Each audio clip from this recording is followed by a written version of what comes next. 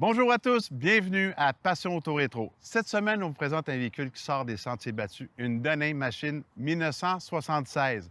Et je vous la fais découvrir avec Sylvain Provençal.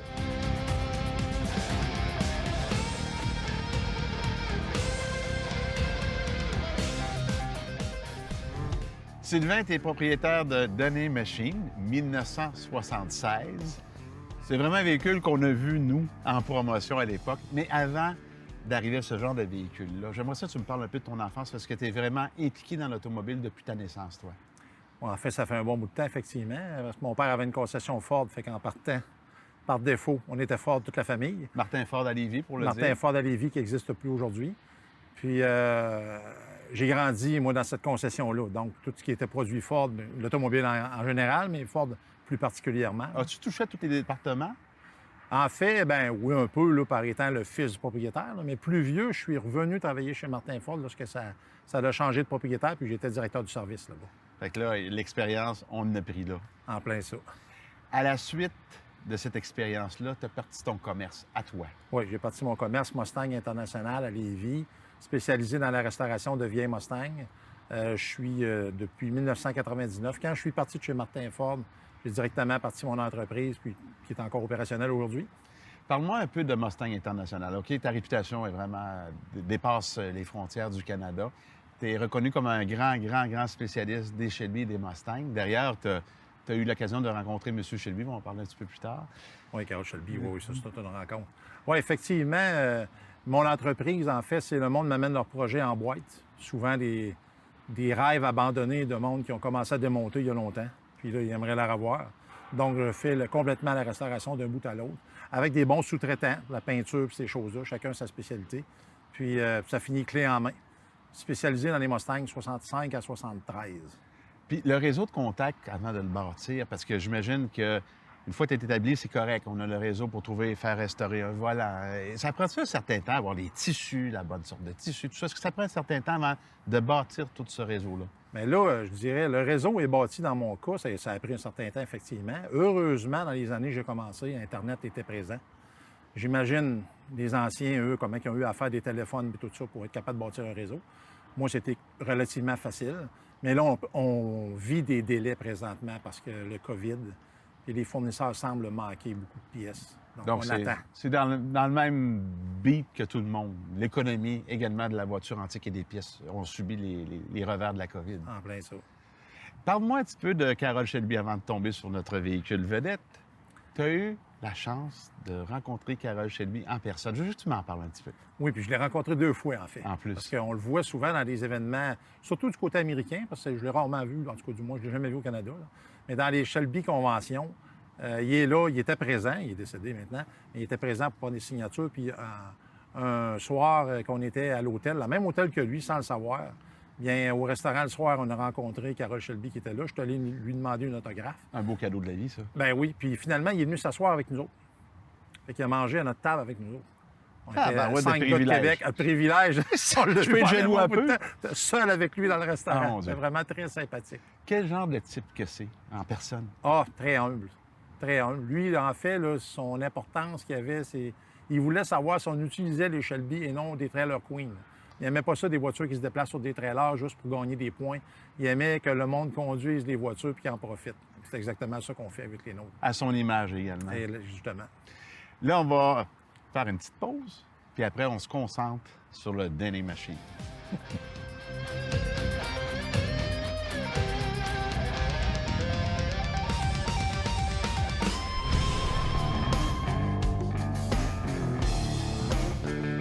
Sylvain, notre machine, c'est d'abord et avant tout un véhicule promotionnel en arrière de ça.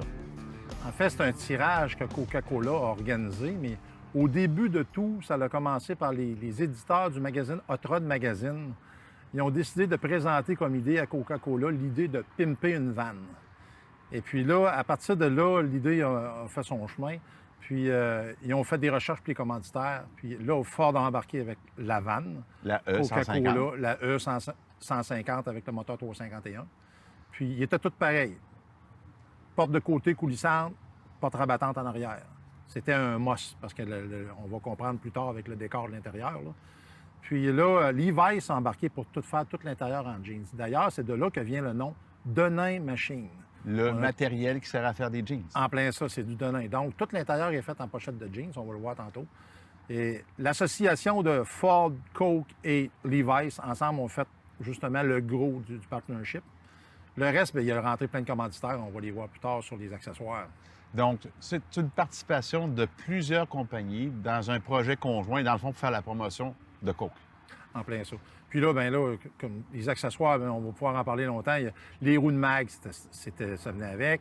Les side trush, les muffleurs sur le côté. Les fenêtres Coca-Cola en arrière allument quand le véhicule roule. Il y a plein de choses, le CB, les antennes de CB.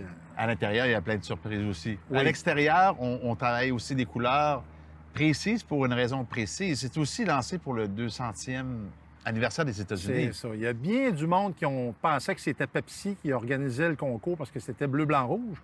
Mais en fait, c'est les couleurs du drapeau américain. Dans le fond, Parce ça que c'est le rappelle à 200e. 1776 en 1976. C'est en plein ça. Donc, les couleurs, on a des couleurs américaines. Oui. Des compagnies américaines qui se sont vraiment rassemblées autour du projet. Oui. Et là, on a un véhicule aussi qui a été promotionné un petit peu partout au Canada et aux États-Unis. Oui, en fait, il y a eu 10 données machines américaines et 15 canadiennes. Surprenant, hein? C'est pour le tirage. Surprenant qu'il y en ait plus au Canada. Oui. Et d'ailleurs, au Québec, il y en avait 3 qui se promenaient régulièrement, qui faisaient le tour des centres d'achat puis des dépanneurs. Puis moi, je l'avais eu une aux Galeries Chagnon à Lévis. Puis c'est ça qui m'a donné le goût de participer au tirage. Puis tu n'étais pas nécessairement obligé d'être majeur pour participer. Si tu gagnais et tu étais mineur, bien, ils mettaient la donnée machine au nom de tes parents.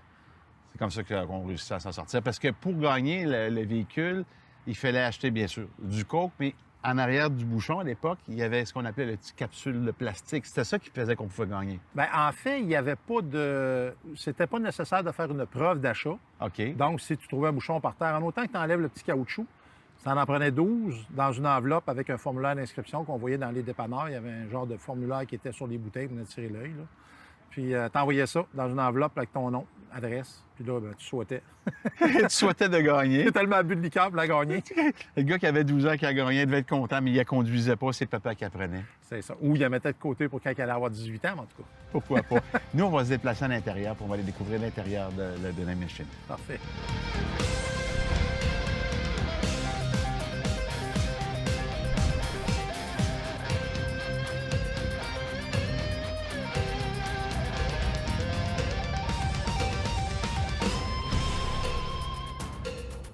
Sylvain, si on parlait un peu de la mécanique du Denain Machine, il y a quand même des choses qui sont modifiées par rapport à une E50 standard.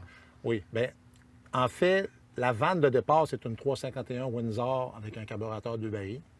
Puis là, on embarque des commanditaires, justement, dans la modification de la vanne. Donc, Holley sont là, eux autres, ils changent l'intake. Certaines ont changé le carburateur, d'autres ont resté 2 barils.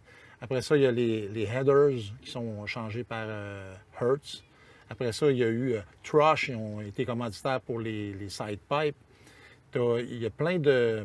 Ils sont environ quasiment une trentaine qui ont embarqué dans le processus. Quand même là. beaucoup de monde. Il y a beaucoup de monde, là. Donc, côté mécanique, il y avait aussi B&M, il a installé un shifter qui donnait l'impression qu'il était manuel, mais en fait, il était automatique. Puis, il y a un couleur à transmission, il y a une panne à l'huile spéciale. Il y a un klaxon spécial aussi qui est installé sur le Denain Machine. Le distributeur a été changé aussi par Mallory. Vraiment, côté mécanique, là, ils ont fait des traction bars. En dessous, pour ceux qui connaissent ça, c'est les anciennes barres qui allaient s'accoter sur le frame lorsque tu faisais une accélération rapide.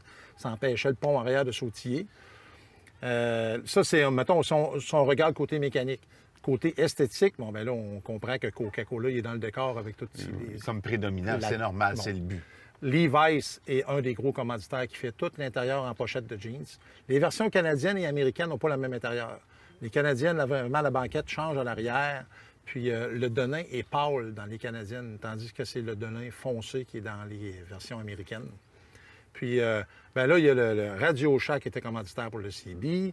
Après ça, il y en avait un autre pour C'est important. Là. Il y en a qui ne savent même pas c'est quoi un CB. Ben les non, jeunes. les radioémetteurs. Les émetteurs. Les C'est camionneurs avaient souvent ça, Ben oui. encore aujourd'hui d'ailleurs.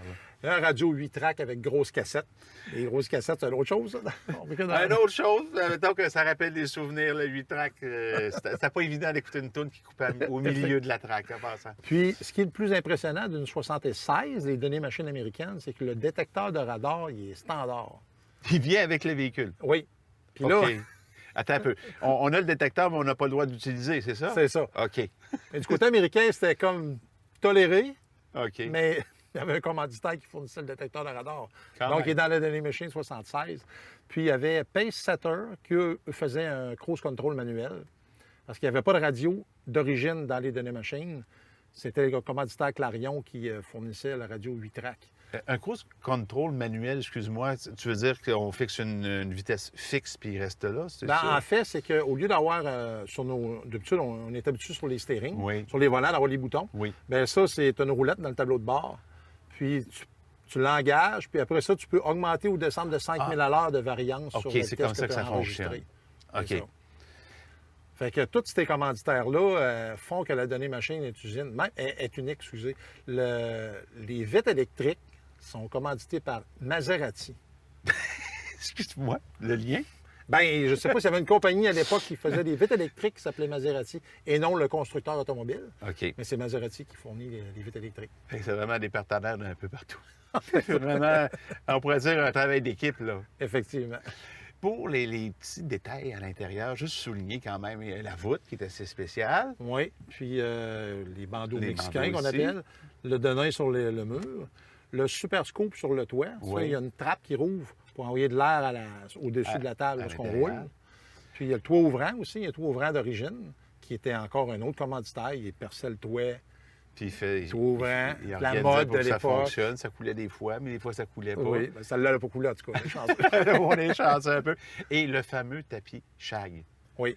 Tapis rouge à grandeur pour Coca-Cola. À poil long. À poil long, ben oui. Et dans les maisons, autrefois, on avait un râteau pour râteler le tapis Shag. Je vous donner un petit clin d'œil sur ce type de tapis. Puis les vannes étaient complètement vidées par la compagnie qui faisait la modification. C'était Van Goodies. Eux, ils avaient le contrat de faire la peinture et de faire l'intérieur. Donc, ils vidaient complètement l'intérieur de tout ce qui était l'équipement d'origine. Puis là, ils installaient les sièges capitaines qui tournent pour avoir les passagers qui se mettent face à ceux qui sont ici autour de la table. Donc, les sièges étaient changés aussi.